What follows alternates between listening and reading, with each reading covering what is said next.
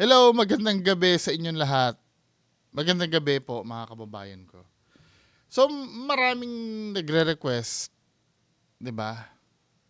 Maraming nagre-request. Ano mo yung sinasabi ni Donsky? Marami nagko-comment, marami nagre-request. Marami nagsasabi na i-content ko daw itong 2025 prediction ni Rudy Baldwin, 'di ba? So dito sa bandang huli nagpapakita siya ng mga ano niya. Pinanood ko to eh. Pinanood ko tong buo. Gusto ko sanang i-blow by blow reactionan. Kaya lang, same lang ang masasabi ko sa lahat. Yung sinasabi niya kasi, ganito kasi yan mga kababayan ko, no? Katulad dito, nagpo-post siya dito ng mga sinabi niya. Then, parang sinasabi niya, nagkatotoo yung sinabi niya. 'Di ba? Pero hindi natin namamalayan kasi, yung ginagawa niya kasi parang apple picking lang. Let's say, tinan mo ito, katulad nito, no? Haba-haba na sinabi niya dito, ang bibilugan niya lang yung ito. Kasi ito lang yung tumama. Napaka-vague pa nung statement niya, ano? Pero tingnan nga natin yung mga bagay na, ganyan din, parehas din sila ng, ni Jay Costura eh. Rudy Baldwin prediction nagkatotoo. 'Di ba? Tingnan natin yung katulad nito, no? Nagkatotoo na ba ang predictions ni Rudy Baldwin? So, eto na yung kanyang top 5 na predictions for 2024. Number 1, volcanic eruption. Isa sa mga nabanggit niyang prediction ay yung pag-alburuto ng volcano dito sa Pilipinas. So, currently, meron tayong nakaangat na alert level, no? 'Di ba? May mga pinipredict siya, hindi ko na ikukumpleto to, no. Panoorin niyo na lang, 'di ba? May mga na-predict siya na sinabi niya doon, ano.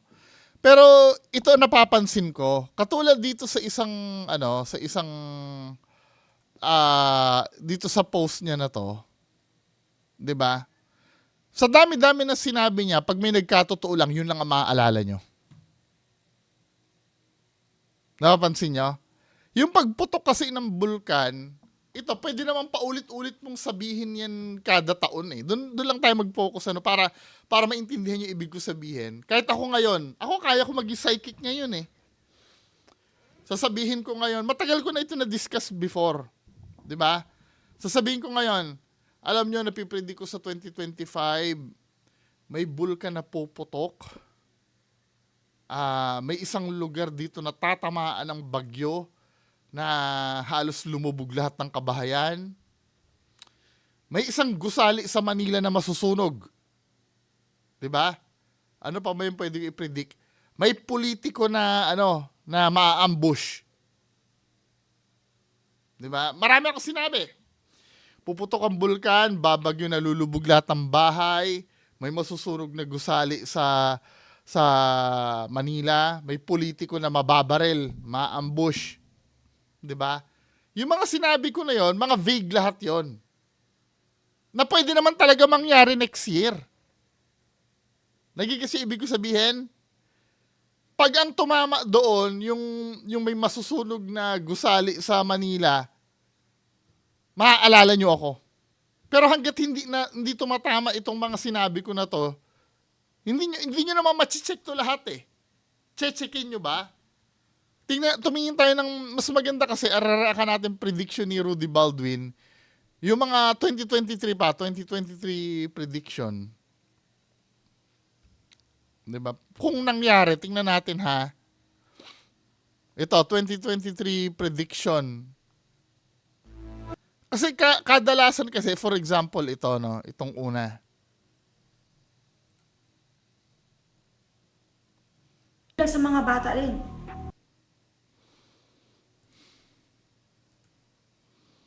Yung mata na naman natin ng issue. See?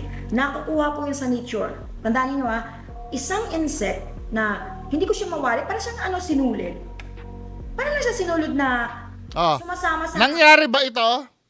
Itong may insekto na pupuntirya ang mata? Nung 2023? Wala naman tayo na balitaang ganyan eh. Pero dahil hindi nangyari yan, makakalimutan nyo na yan. Unless mag-ano ka. Lalong tumaas ang pandemya daw. Oh. Nangyari ba ito? Lalong tumaas. Ibig sabihin, mas doon sa 2020 na nangyari, mas mataas pa. Nangyari ba yan? Hindi naman nangyari yan eh.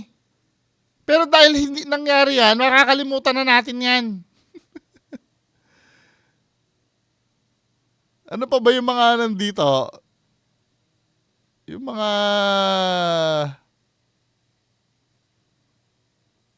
Ito. Mga positibong prediction. Sa Pilipinas, malakas din po sa mga OFWs. O yung malakas ang krimen, generic yun eh. 'Di ba? Ano pa ba yung ibang sinabi niya noong 2023? So, tapos na tayo sa negatiba. So, huminga na kayo ng malalim. Tapos na tayo sa negative. Papunta naman tayo sa positibo. Tandaan nyo, 2020, 2023. Iwasan po natin yung pambubuli, iwasan natin pambabash, lalo na kung sarili nating kandidato. Kasi huwag natin sabihin ng kandidato na hindi maganda, tingnan nyo muna yung sarili nyo bago nyo sabihin sa kandidato natin yan. Tandaan nyo, mananalo lamang tayo, magtagumpay lang tayo sa pageant. Oh, mananalo sa pageant. Kung ano, nanalo ba tayo? Anong pageant ba na panalunan noong 2020, May nanalo ba? Tingnan natin. Philippine pageant winner.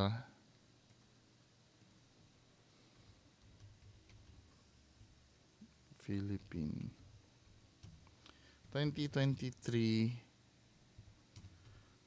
pageant.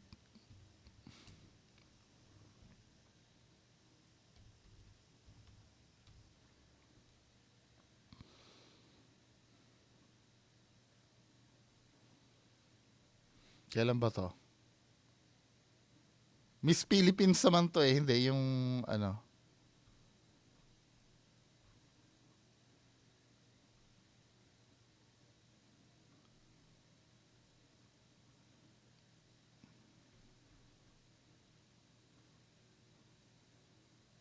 Miss International, may nanalo naman.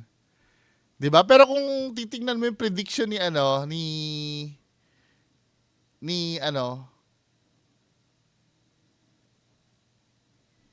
Philippine pageant.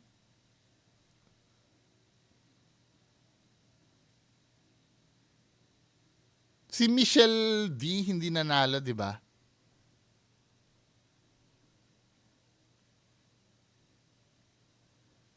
Diba? Top 10 hindi nanalo sa Miss Universe, 'di ba? Pero sa Miss International daw nanalo. Well, pwede naman mangyari kasi talaga 'yon. Ang problem kasi dito, pinipili natin yung yung maaalala natin eh. 'Di ba katulad nung sinabi ko kanina, ang dami kong pinredict. Yung may babagyo, may mamamatay na politiko, etc. Pag hindi nangyari kasi yon, hindi nyo matatandaan yon. Pero pag may nasunog na gusali sa Manila, next year, maaalala nyo ko na nahulaan nyo. Same lang dito. Kasi alam nyo mga kababayan, ang problem sa mga hula-hula nila Rudy Baldwin tsaka nila Jay Costura, alam mo ang problem? Wala naman date yan eh. Para ma-check natin eh. Hanggat hindi nangyayari ang mga hula na yan, hindi natin sila pwedeng i-credit doon. Kahit pa sasabihin ko ngayon, let's say professional na ito hula nila Jay Costura. Hula nila Jay Costura, kailan ba to? 3 years ago o November 2020 ito. Ano yung mga hula ni Jay Costura dito? Katulad nito may sinabi si Jay Costura dito. Ang pagdilim ng kalangitan sabay ng pagyanig ng sanlibutan. Manila Dreams. O, anong yan? Napaka-vague niyan, men eh. Pagdilim ng kalangitan. Tapos pag may nangyari lang na heavy rain, ayan na yung sinabi ni Jay Costura, or may mangyari lang na lindol. Ayan na yung sinabi ng Wala eh, pinipilit niya ditong magpaka Nostradamus eh. Ganyan kasi mag-predict si Nostradamus, di ba? Medyo poetry ang dating. It doesn't make sense. Hindi naman ano yan eh. Lagyan nyo ng date. Diba? Lagyan nyo ng date kung kailan at yun yung accurate. Kasi sa totoo lang, let's say totoo yung prediction nito mga to. Let's say totoo na-predict nila yung mangyayari. Hindi na naman makakatulong eh kasi hindi naman natin alam kung kailan mangyayari yun eh. Ganon din. Diba? Ano pa ba yung mga hinula ni Jay Costura dito? May hinula siya dito na hindi ko makakalimutan hanggang ngayon hindi pa nangyayari eh. Tandaan nyo, Sa 2022 Mindanao, nakikita ko ang pag-ambush sa mga naka-uniforme natin. May pinakita sa akin na isang babala, isang bolang nag-aapoy na babagsak. Hindi siya direktang tatama. Yung sa akin, babala lang. Nangyari ba yon nung 2020, 2021? Alam ko may meteor na KMJS eh.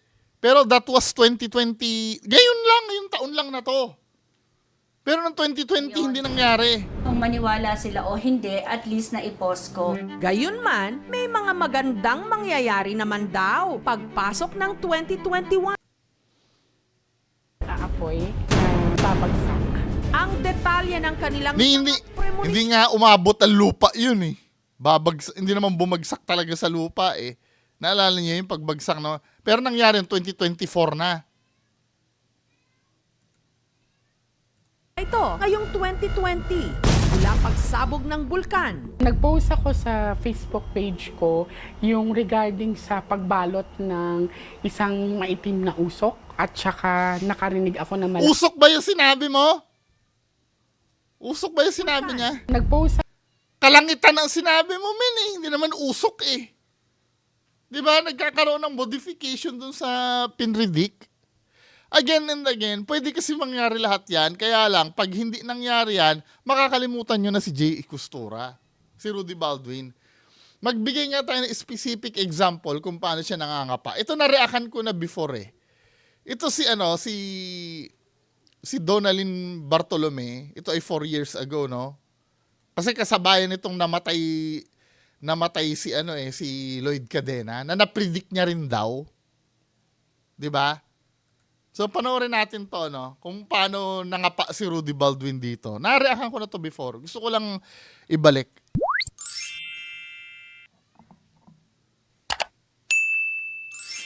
Bago natin simulan lahat to, Kasi ang problem sa mga psychic na ganyan, hindi naman specific ang sinasabi eh. Palaging puro Barnum statement lahat. 'Di ba? Puro generic. At saka laging walang date. 'Di ba? Kahit ako hulaan kita ngayon eh. Ikaw magkakaroon ka ng pera. 'Di ba? Magkakaroon ka ng pera, nakikita ko. Hindi ko naman sasabihin sa'yo kung kailan eh. Bukas? Sa susunod na linggo? Next year? Baka siguro next year tumama ka na loto, maalala mo ko. Na sinabi mo po, ito na yung sinasabi mo. Bigla na lang, yun eh. Yun yung tinatawag na confirmation bias. Hahanapin mo kasi yung sinabi ko na yun eh. Diba? Pero ito, panoorin natin ito mga kabayan ko. ano po ba, naniniwala po ako sa inyo. Pwede niyo po ibulong sa akin ang sikreto ko. Tapos sasabihin ko kung totoo. Mahaba pa po ba yung buhay ko? Sabi, may girl daw na vlogger na Forward natin ay Believe mismo. mo. Opo. Today. Today I wanted to upload my surprise for my mom last week, but it didn't Yung pagharap nyo na. kind of. It's Ilang beses ko na na-content ito eh. Pero gusto from ko a lang... heart complication, which everyone assumes So ito about of yung unang prediction niya na di umano daw ay tumama kay Lloyd Cadena, 'di ba? December 7, 2019. Posted Vision, yung spelling na nga lang ng Vision, hindi niya mahulaan kung ano tama.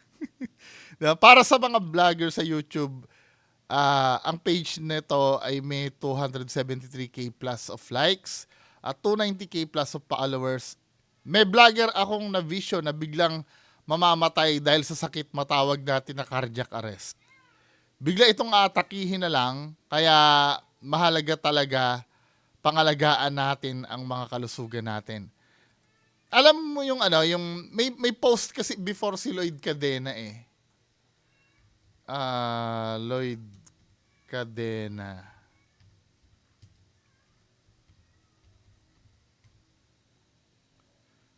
Pwede kasing mangyari, kasi may napanood akong post si Lloyd Cadena na may oxygen na siya noon. Ito may sakit si Queen. Kasi ito, 2019 ito, June 2019 ito, namatay yata si Lloyd Cadena sa COVID, Pero June 2019 ito, di ba, may sakit si Queen LC.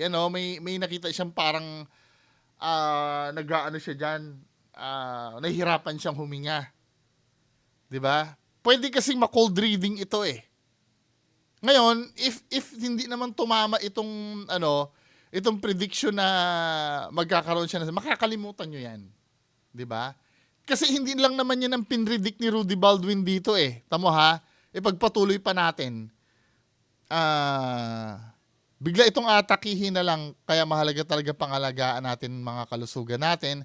Dahil hindi natin masabi kung anong kahinatnan ang susunod na oras sa buhay natin. Last time may nakausap akong vlogger, muntik sila talaga maaksidente. Baka nga daw 2 pa sila patay. Pero okay lang sila. Tapos ito yung pinakahuli, isang magandang vlogger din, magkakaroon ito ng aksidente.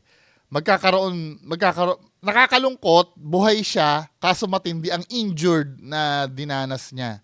Kumbaga, andyan, dala-dala niya ang bakat ng trahedya.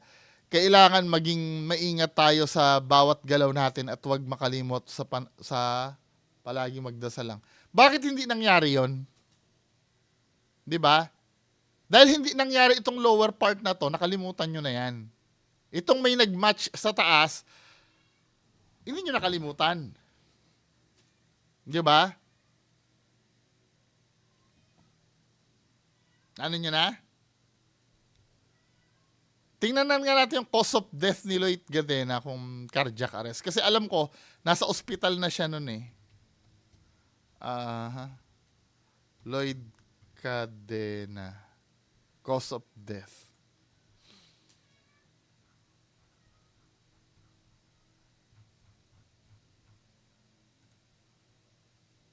Heart attack. Kasi may COVID siya nun. Nasa hospital siya di ba? Hospital, then he died 3 days. Kasi may COVID siya noon. Nag-positive siya sa COVID. His death occurred 19 days before what would have been his 27th birthday. Since nag-match yung pagkamatay, yun yung naalala nyo. Paano yung pinredict niya isang magandang vlogger din magkakaroon ito ng aksidente? Nakalimutan nyo na kasi hindi naman nangyari. Then ito si Donalyn Bartolome na alarma na baka siya daw yun. So panoorin natin tong the way Vlogger dying from a heart complication, which everyone assumes is Lloyd. But apart from this prediction, parang si Olivia. last year, December, and worried about me. Yeah, don't worry, my trip to the US was postponed, so that's not happening anytime soon. If ever it is true, I don't know if Yung pagharap. let's get on it with the video. Hey everyone! So, I'm here na. This is Miss Rudy Baldwin. Thank you po kasi I know busy po kayo. Tapos, natuloy tayo. Medyo biglaan. Biglaan Yes. po. Nagulat nga ako sa'yo kanina dumating ka eh. Hindi ko na-expect ikaw pala yun. Opo, kasi medyo kinakabahan. Marami po akong gustong itanong sa inyo eh. Actually, it's more yung fans ko po, medyo nag-aalala po sila sa akin. Kaya po ako nagpunta dito para linawin po ang lahat. Yun po, nag-umpisa po ito dahil nga sa prediction nyo po na nangyari sa kapwa ko vlogger. Tapos nakasama ko rin po recently, so parang baka connected. Hindi ko alam. Nakakatakot sa totoo lang po. Simulan na po ba natin? Ang question ko lang po, matagal na po ba kayo nang huhula? I don't consider na manghuhula ako. Kasi ang manghuhula is hula lang yan. Hindi, nanghuhula ka. For me kasi lagi ako nabibigay sa visions. Okay, sorry. Ito, when you say vision kasi, ano ba ang difference yun sa, yan ay nangyayari sa mga prophet eh. Yung vision na yan. Katulad ni Propeta Juan, di ba? Ang vision niya yung apocalypse. At yung vision na yan, mangyayari at mangyayari yan. Kahit na anong gawin mo. Kasi yung vision, nakita mo na eh. Di ba? Kaya kapag sinasabi ni Rudy Baldwin na nabivision ko ganito, tapos biglang bebentahan ka ng kahit anong amulet para maiwasan yun, kabulshitan yun. Kasi yung when you say vision kasi, nakatakda yun eh. Nakatakda yun ng Diyos. Diyos ang nagdesisyon nun na mangyayari yun. Kung totoo man yung vision mo, ano? Bakit mo kukontrahin? Bakit mo pag-iingatin yung tao? 'Di ba? Anong purpose? Kaya nga, 'di ba, pagka sinasabi mo na navivision ko magkakaroon ng trahedya sa ganito. 'Di ba? Let's say navivision ko lulubog ang barko. Ba't kailangan idaldal mo pa 'yon? Dahil unang-una, dahil vision mo 'yun, wala ka na magagawa doon na itakda na 'yun eh. Nakukuha niyo mga kababayan ko? Hindi yung bebentahan pa ng mga amulet ng mga ano kasi 'di ba may nag-complain kasi kay Ma'am Rudy Baldwin before na yun sa Tulfo, 'di ba may binibentahan siya ng amulet eh. Sa akin naman let's say sabi mong vision, tahimik na lang tayo, hayaan mong mamuhay ng maayos yung nakikita mo. Kung totoo man yung vision mo, 'di ba? Hayaan na lang natin na mamuhay siya hanggang sa mga final days niya. Ba't kailangan sabihin mo pa yon? 'Di ba? Ano ang purpose? Bakit pag-iingatin mo? Hindi nga pwede. Na-vision mo na nga eh. One way or another, mangyayari yon. Powerful ang itinakda ng Diyos. 'Di ba? Dahil hindi mo naman ina-admit na hula. 'Di ba? Sasabihin mo, vision. Ano pala, okay, gets. Kaya nga hula. Hula lang, hindi sure. Pero ito po, nakikita niyo po talaga. Yes. So, ano po pwedeng tawag doon? Well, ang tawag sa katulad sa amin sa psychic visions. So, kung ano Psychic yung mga visions. bagay na gusto kong malaman, halimbawa, isang... So, ito, sabi niya, so if I wanna know something about a certain person, maybe famous person, I can see it as it will just happen to him or her. So, makikita niya daw. Halimbawa, sikat. So, nakikita ko siya na mangyayari pa lang sa kanya. So, mahirap lang siyang i-deliver. Parang nandoon ka, pero wala ka. Ang galing. Parang Yes. nangyayari po siya, tapos nakikita niyo. Nakaka-stress po yun. Nakaka-stress siya pag, halimbawa, may kasamang crime, accident, nakakalungkot. Kasi minsan, umiiyak talaga ako. Pero, pag sinabi mo kasi yung mga mangyayari pa lang, malaki ang chance na maiwasan mo. No! Ba't ako nandito? Hindi! Vision eh! 'Di ba? Magiging palusot na lang yun pag hindi nangyari yung vision. Hindi kasi naisabi ko eh. 'Di ba? Naiwasan niya. Vision nga eh. Hindi mo maiiwasan yun. Nakatakda yun. Ibig sabihin yung vision ni Propeta Juan, 'di ba, sa Apocalypse, ibig sabihin pwede nating iwasan lahat ng mangyayari doon? Hindi, mangyayari at mangyayari 'yun. Kasi po, nagbabaka sakali ako na baka may way na mapigilan tong bagay na to. Meron naman. I'll give example. Halimbawa na Freddy ko na isang Ma-predict sa isang lugar or isang crime. Halimbawa, palagay ko sa isang lugar na yon, merong taong sasaksakin, pwede naman maiwasan. So, Ito nagiging problem, o let's say, for a moment, paniniwalaan ko siya na pwedeng pigilan yung vision. 'Di ba? Ang problem kasi, hindi mo sinasabi kung kailan mangyayari eh. Basta sasabihin mo lang, just iskinita na may masasaksak. Kailan? Paano mo matutulungan yung tao nun? Dapat sasabihin mo kung kailan. Kasi hindi naman forever na pwedeng iwasan na lang yung daan eh. Hindi basta merong ano dyan. Wala rin, di ba?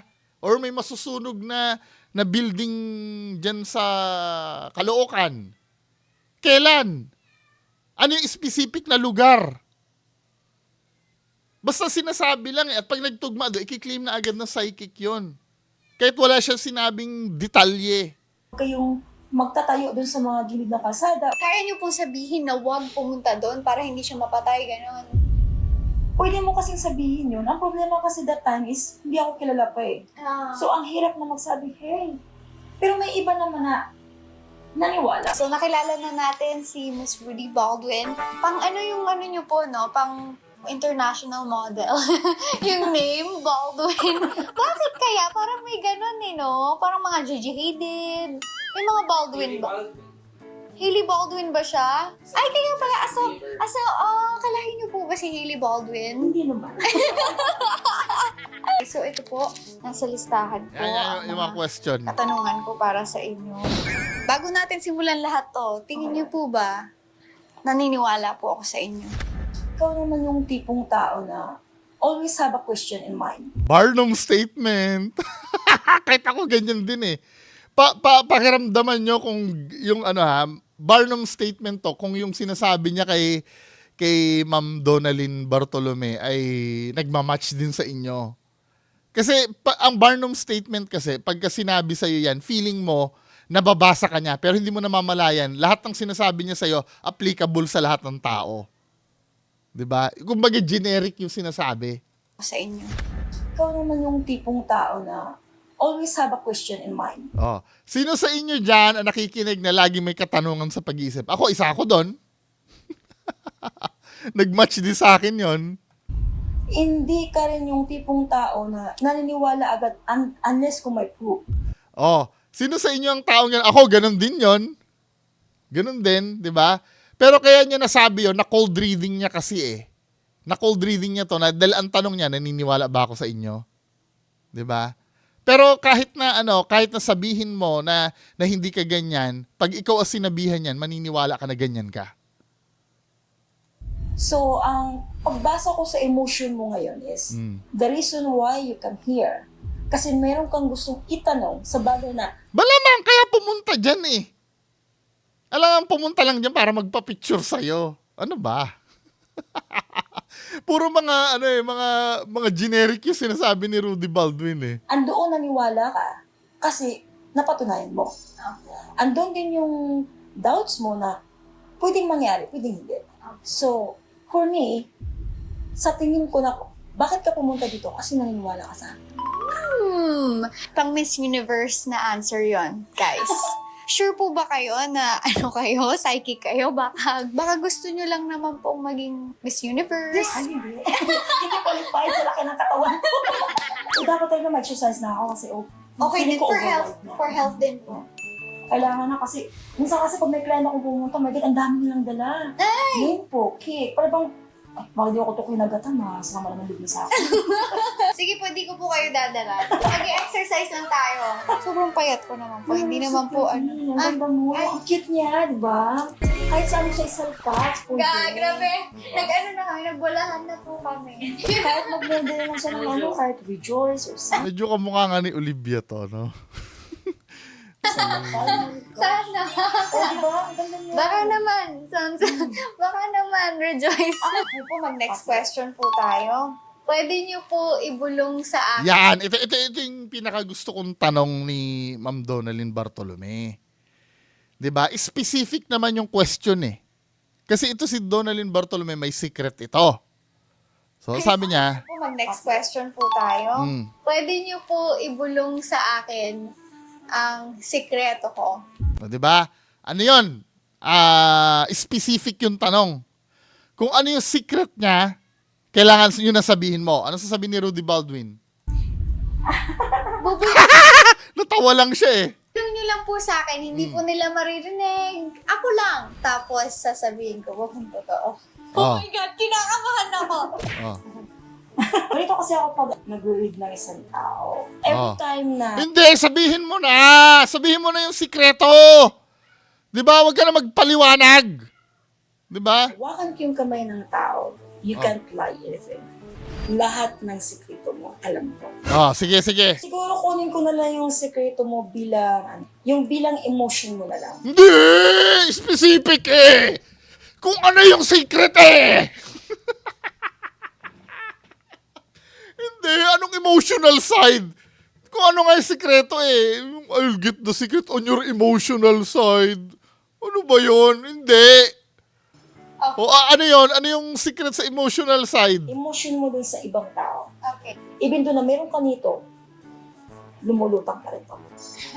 Paano naging secret yun? Even though meron ka nito, lumulutang pa rin ito. O anong secret doon? Yes. Even though, With the even though na heart. even though kahit Barnum yun eh. Kahit sino naman sa atin eh, di ba? Ito nga, marami mga tagahanga ng peking ghost hunter, ganyan eh. Kahit na nakikita nila sa utak nilang peke, yung puso nila, pinagtatanggol pa rin nila. Barnum yung sinasabi mo, men eh. Hindi. gusto ka sa isang tao or whatever it is, pag alam mo na medyo gulo at mahilig ka sa salitang magparaya, may ugali kang nagpapalaya. Tsaka pag ikaw nasaktan, Hindi. Ang sinabi, sabihin mo daw yung sikreto niya. hinahide mo siya at yung unan lang nakakaalam. You always say, I'm okay, even though I'm not. Generic yung sinasabi, ano? Okay. Guys, I'm okay. Ang mas lumulutang kasi sa'yo na ugali is, meron kang pakialam sa damdamin ng mga tao na nakababasa. Hindi nila nakikita yung deeper emotion mo kung gaano ka kalambot. Bawal ipakita yun. O, yan, cut mo yan. Huwag na nga tayo doon. Huwag na nga po. Wala, di ba? Hindi na isabi yung sikreto. Hindi kayo satisfied kayo doon sa sagot na yon? Sabi na sikreto, ibulong mo sa akin at sasabihin ko kung totoo. Wala siya nasabi. Dinaan niya sa pa-generic na ano. Anong sikreto mo sinabi doon? Yung pag-uugali niya. Lahat naman tayo, ganun eh. Maybe sa inyo, iba. Pero, minsan nakikita ko rin sarili ko doon sa mga sinasabi. Hindi, satisfied kayo doon? Sa ganon? Basta ito lang ang masasabi ko, no? Every time na naghuhula or nagvivision, inutil yan kung walang date, place, tsaka time na mangyayari. Or kahit date na lang sana. Date. Ang importante kasi doon, date at lugar. Lugar minsan, sasabihin, sa parting Mindanao, ganyan. Ang tanong, kailan? Diba? Dahil kung hindi mo sasabihin kung kailan, inutil yung prediction mo. Diba? Hindi naman araw-araw kailangan bantayan yung hula mo eh. Paano kung hindi nangyari ngayong taon? Next year mangyayari, di ba? Katulad ng mga sinabi ni Jay Costura na I do believe, tayong lahat, walang special sa mga taong ito. Siguro, ang special lang sa kanila, magaling lang silang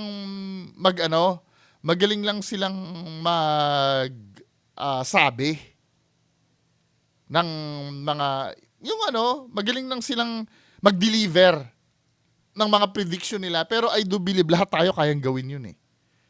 Kaya nga sinabi ko kanina, di ba? Nagbitaw ako ng 5 prediction na generic. Di ba? Babagyo ng malakas sa 2025. Lilindol ng malakas sa 2025. Puputok ang bulkan sa 2025. May politiko na mababaril sa 2025. Di ba? May masusunog na gusali sa 2025. Ano pa ba ang pwede ko i-predict? Di ba? Lahat yan, may possibilities, may mangyayari, isa sa yan, o 2, o 3 sa sinabi ko. At tandaan nyo, yung mga hindi nangyari, makakalimutan nyo na. Ang maaalala nyo lang ako pagka may nangyari. Di ba? Kailan ba sinita sila Jay Costura, sila Rudy Baldwin sa isang bagay na hindi nangyari? Yun nga yung pinredict nga ni Jay Costura na may babagsak daw na bato eh. 'Di ba? Wala na mas sumita diyan eh. Kasi nga hinihintay nila yon kung kailan mangyayari. 'Di ba? Ang prediction na yon 2023, may nangyari ba ng 2023? Wala naman nangyari ng 2023 noon eh. May nangyari noong 2024. And actually, ito, 2021 pa pala pinredict yan ni Jay Costura. Kasi itong ano na to, November 2020 pinablish to. So ang pinag-uusapan dyan yung next year, 2021. Hindi naman nangyari yung may babagsak na bato eh. Nangyari ba yon? At may sinasabi pang prediction yan eh, na may ipapanganak daw na may cross daw sa ano. Naalala nyo yon? Nandito ba yon? Wait lang ha. Nangyayari, pero dahil hindi pa nangyayari yon, hindi nyo masisitayan. Tingnan natin. 2020 is kambal na numero. Delikado talaga siya. Wala akong intention na manakot. I'm asking for a prayer talaga. Sasabog siya. Mas malala siya. Si Mamu, nahula. Tutul. Yung kay Jay Pwede Costura na lang. sabihin niya, isang eksakto. Ating programa na magkakaroon ng Malaondoy at Yolanda na mga bagyo. Dumaragas ang putik. May posibilidad na mula Luzon hanggang Bisaya ang makarating. May posibilidad. Generic yung mga sinasabi nito mga to eh. Di ba? Makakamalay ka na lang na, uy, nagkatotoo kasi nga, di ba? May nagkatotoo doon sa sinabi, pero hanggat di nagkatotoo yan, hindi nyo papansinin yan. Confirmation bias yon. Pag nagkatotoo, ito na yung sinabi ni Jay Costura. Di ba? Hahanapin na yung nasa prediction. Sa sobrang haba ng sinabi, yung isang linya doon yung nagkatotoo. Di ba? Kahit sinong tao pwede mangyari, kaya nga nang huhula tayo eh. Pwedeng tsumamba yung hula mo eh. Di ba? Kaya yung sinasabing vision na yon. O kung vision pala, bakit hindi mo ma-determine kung anong araw, anong oras, anong lugar yon yung mangyayari? Vision pala eh. Tsaka dito sa ano na to, dito sa prediction na to, magkalkal kayo ng luma, may sinabi pa si Jay Costura daw na isang leader daw na ano, babagsak daw sa harap ng maraming tao. Hindi naman nangyari yun eh. Kaya yung pag mga hula-hula na ganyan, mga ano, di ba, magkakaroon lang ng kabuluhan yan pag nangyari. Mga kababayan ko. Meron naman talaga nangyayari talaga na nakaka-amaze. Pero dahil ba yung sa psychic powers nila? I don't think so. Di ba? Kaya nga ang comparison ko, kung sa loto tumama ka, psychic ka na ba noon? Hindi. Nangyayari talaga yun. Na may tatama at tatama. Di ba? Kaya nga, ang hamon ko, if ever man na may psychic na katulad nila ano na magpipredict sa bansa, lagyan nyo ng date at time kung kiniklaim nyo. Pero yung mga reading, sige, pagbibigyan ko na yung mga tarot card, 'di ba? Yung magbibigay ng advice na nakikita ko dito. Ay ano, may mga gumagawa talaga niyan katulad ni Ma'am Ina. Sino ba si Ma'am Ina na ano na nanonood sa akin? Si Ma'am Ina. Kasi may science yun eh, yung tarot. 'Di ba? I don't know kung ano, yung numerology, 'di ba? Yung pwede maging guide sa'yo, magigets ko yun eh. Pero pag ang pinag-uusapan eh, yung pwede ka nang makatulong, 'di ba? Pwede ka na pero hindi mo masabi kung anong date or time, mas maganda wag mo na lang sabihin eh. Kasi pag-aalalahin mo lang yung mga tao, hayaan mo na lang mamuhay yung tao na hanggang sa huling sandali ng buhay niya. Kung totoo man yung mga powers nyo, no? Diba? Anyway, mga kababayan ko, yan lang po muna. Maraming salamat. Bye-bye.